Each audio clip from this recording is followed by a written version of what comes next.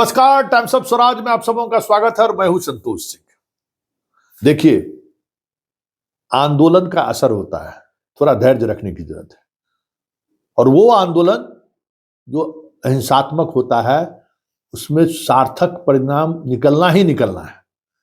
मैं शुरुआती दौर से कह रहा था ना कि डर को पहले खत्म करिए। डर ये बहुत बुरी चीज है। अगर आप डर गए तो समझिए मर गए। जैसे जैसे आप अपने अपने डर को बाहर निकालते गए, पहले 5 तारीख को प्रदर्शन किया, फिर आपने 10 तारीख को मशाल जुलूस निकाल कर अपनी ताकत दिखाई, फिर पटना में आकर अपने अहिंसात्मक तरीके से अपनी बातों को रखी। आखिर सरकार ने मान लिया ना। सरकार ने मान लिया ना। हम कह रहे थे ना थोड़ा धैर्य रखिए, थोड़ा धैर्य रखिए। लोग फोन कर रहे थे क्या करें क्या करें क्या करें। सब कुछ माननी पड़ेगी सरकार को, क्योंकि सरकार को समझ में आ गया है कि आपकी ताकत क्या है। ये आपकी ताकत को देखना चाहता था, आपकी ताकत को परखना चाहता था। डेमोक्रेसी है ना। इनको लगा कि हम बीपीएससी से इतने शिक्षक को बहाल कर दिए तो नियोजित वाले को तो फिर हम निपटा ही देंगे, क्योंकि नियोजित वाले के प्रति इनकी भावना जो है अभी भी ठीक नहीं है। इन्होंने मान लिया कि हम आप 5 टाइम देंगे, आपको 5 गो अवसर देंगे, 2 गो ऑफलाइन भी देंगे, परीक्षा का फॉर्म भरने की तिथि भी बढ़ा दिया। लेकिन जो तबादला की नीति है उस पर विजय बाबू चुप्पी साधे हुए हैं। लड़ाई वही है, असल लड़ाई वही है। ये जो कह रहे हैं ना कि गांव की पूरी शिक्षा व्यवस्था बदल गई है, इन जनाब को बदल गई थी, बदलाव दिखने लगा था, लेकिन फिर वो चीजें पूर्ववत अपने जगह पर पहुंच गए हैं।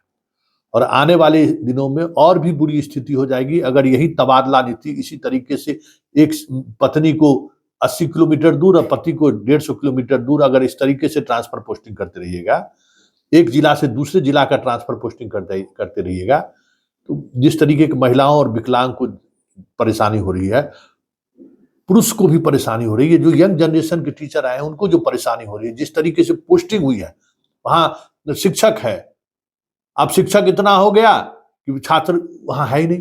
जो इस तरीके से पोस्टिंग हुई है, जहां शिक्षक की जरूरत है वहां शिक्षक नहीं है, जहां छात्र नहीं है वहां पर्याप्त शिक्षक है। ये सारी चीजें जमीनी हकीकत है। शायद इस बात से विजय चौधरी जी इत्तेफाक नहीं रखते हैं। आप लोग उनको इत्तेफाक सूचना दीजिए कि किस तरीके से ट्रांसफर पोस्टिंग हुआ है, किस तरीके से बीपीएससी में पोस्टिंग को लेकर खेला हुआ है बड़े स्तर पर। ये सारी बातें उन तक पहुंचनी चाहिए। वैसे चलिए, देर से ही सही तीर निशाने पर जरूर लगा है। जरा सुनिए विजय चौधरी कह क्या रहे हैं।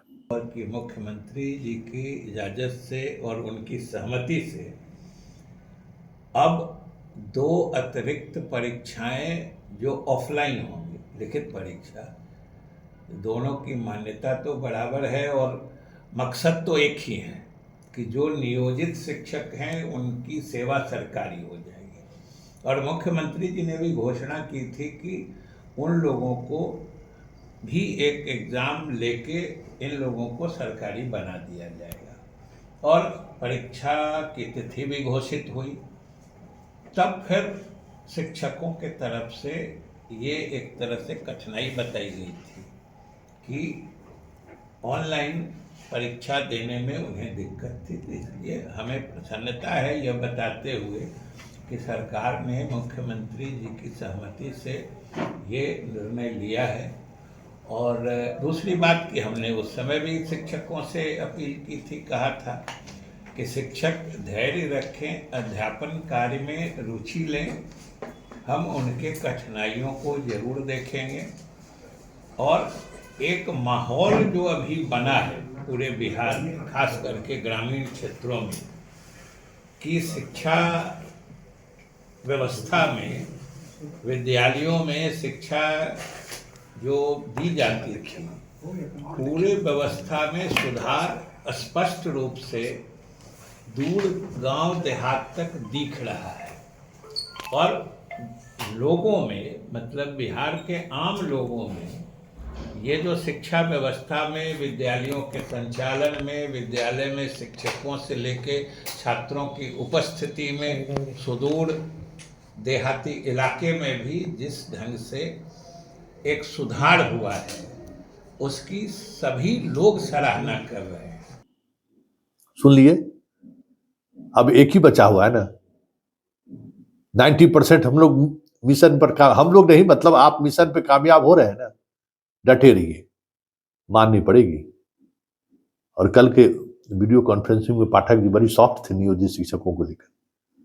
कार्रवाई की जितनी बातें हो रही है ना, उस कार्रवाई की सारी बातें किसी भी समय आधिकारिक तौर पर उसको स्थगित करने की घोषणा भी हो जाएगी।